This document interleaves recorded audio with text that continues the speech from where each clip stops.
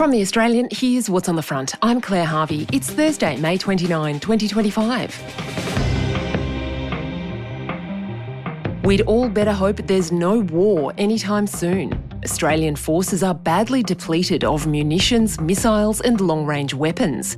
The Australian's reporting today, experts say the government needs to spend a lot more to ensure we can defend ourselves until nuclear submarines come online in the 2030s. What was going on with Erin Patterson's multiple mobile phones? The mushroom trial jury has heard allegations she swapped SIM cards between mobile phones and remotely reset a phone after it was seized by police. The jury also heard about a phone police have been unable to find. That's today's story. We've used voice actors throughout this episode to bring you the words aired in court. In the trial of the King versus Erin Patterson, the Crown case is that the Victorian mother of two invented a story of having cancer as a pretext for hosting a family lunch without including her children. They say it was all part of her plan to use death cap mushrooms to deliberately poison elderly relatives Don and Gail Patterson and Ian and Heather Wilkinson.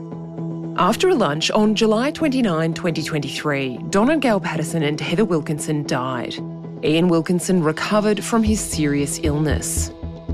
Now, Erin Patterson is pleading not guilty to 3 counts of murder and 1 of attempted murder. Her defence is that the poisoning was a tragedy and a terrible accident, and that after the lunch she panicked. Such was her horror at the deaths her beef Wellington lunch had caused. On Wednesday, the triple murder trial of Erin Patterson heard about a diary kept by her mother-in-law, Gail Patterson, with notes of upcoming appointments and reminders. After a lunch with Erin Patterson in June 2023, Gail Patterson wrote this. June 28, 2023. Erin, St Vincent's. Arm lump. In court, prosecutor Jane Warren was questioning lead detective Stephen Eppingstall, who had obtained all Erin Patterson's medical records. Did you make any inquiries as to whether or not Ms Patterson had any appointments or had attended St Vincent's on that date, 28th of June 2023? There were no records in her Medicare record indicating that she'd had an appointment in St Vincent's, and when we contacted the St Vincent's Hospital, they had no record of it. On June 28, Gail Patterson sent Erin Patterson a text. Hi Erin, just wondering how you got on at your appointment today. Love, Gail and Don.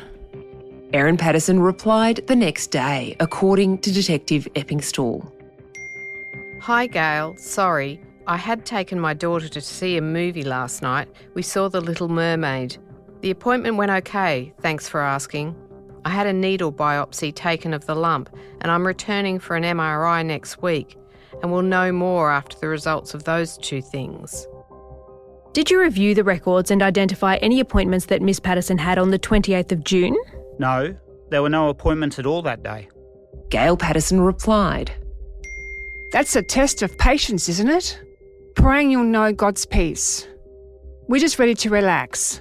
Nice to have the fire warming us in this cold weather. XO. A week later. Hi Erin, how did you get on yesterday with your medical tests?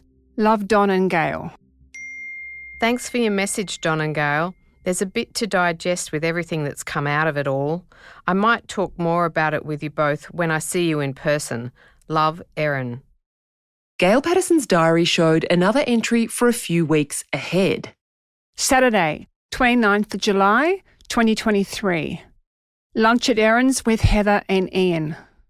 In court, Jane Warren asked, Did you find in the medical records that you reviewed any medical appointments for the accused on the 6th of July 2023? No. Did you identify any medical appointments for the accused in June of 2023?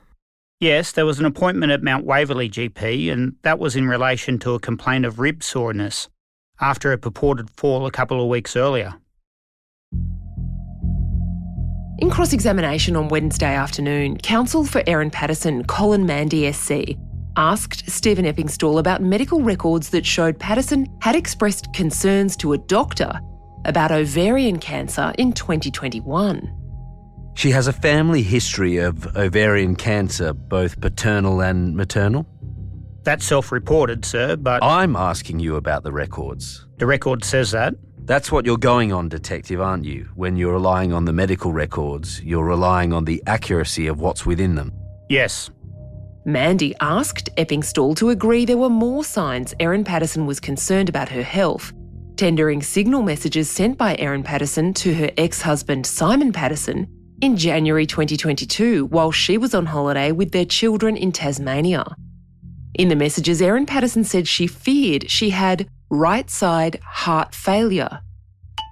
It feels like my heart is working overtime to deliver oxygen to my body.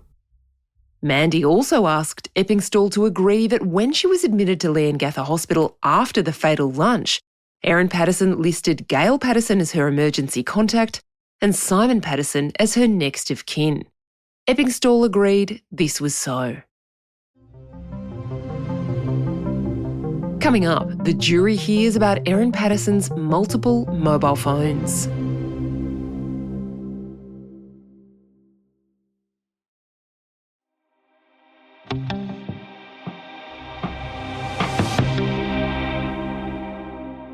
The prosecution alleges Erin Patterson had 3 phones, 2 Samsungs and 1 Nokia. Police say she initially used one phone, a Samsung Galaxy they call Phone A. In January 2023, according to the Crown, she started using the SIM card for that original phone with a number ending in 783 in another phone too. So, the Crown says, Patterson was switching that main SIM between Phone A and another Samsung Galaxy, Phone B. After the fatal mushroom lunch, police showed up at Patterson's house on August 5, 2023.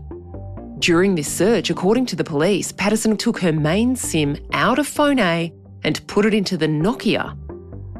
The jury's been told that when police asked for her phone, she gave them Phone B, the other Samsung Galaxy, which had another SIM in it. Police say this SIM came from a Samsung tablet, which Patterson also owned. The Crown has told the jury Patterson did factory resets 4 times on the Samsung Phone B throughout 2023, including once after it was seized by the cops when it was sitting in a locker at Wonthaggi police station.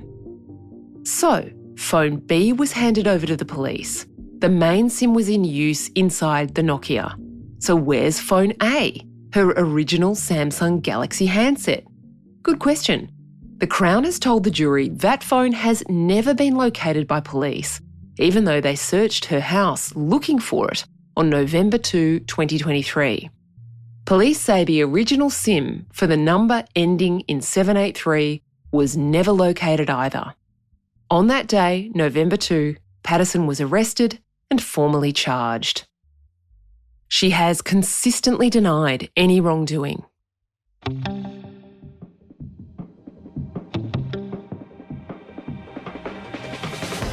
The trial continues in the Victorian Supreme Court, sitting at Morwell in the Latrobe Valley. You can follow the live coverage by our reporters Ellie Dudley and John Ferguson at theaustralian.com.au.